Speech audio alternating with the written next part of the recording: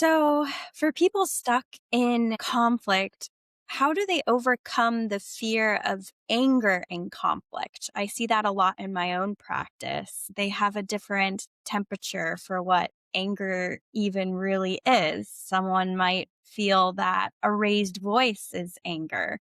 Someone might have a higher tolerance for anger and think that yelling shows anger. And someone with an even higher tolerance doesn't recognize it as anger unless someone is slamming doors or throwing things. So, yeah, I'm just so curious. How do you recommend people overcome this fear of anger, especially if they have a lower tolerance for it than their partner?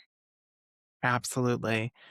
So, just like you were saying, I do believe that people have different thresholds, different Mhm. um, abilities to tolerate different emotions, and some of that's biology, some of that's the way we grew up. It's a complex mixture.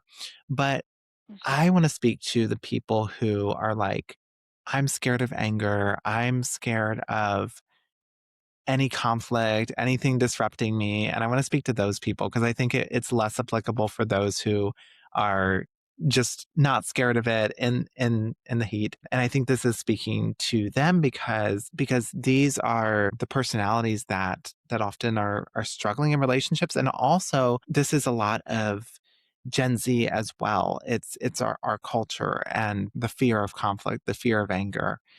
And so one of the things for the empathetic people, those who are empaths and are really able to empathize with other people's like sadness and their guilt and any of those softer emotions, what happens is for those people, they know how to empathize with all of those emotions.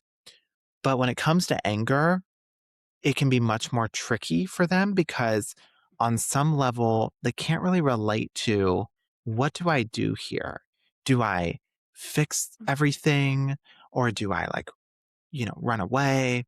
Or do I try to like validate it and say, like, oh, yeah, it makes sense. You're so angry. Like, yeah, you should be angry. Like, they struggle with what to do. And it's because of the difficulty, even for that super empathetic person, to imagine that they are the person doing an angry rant. And if they can really imagine that they're the one doing the angry rant,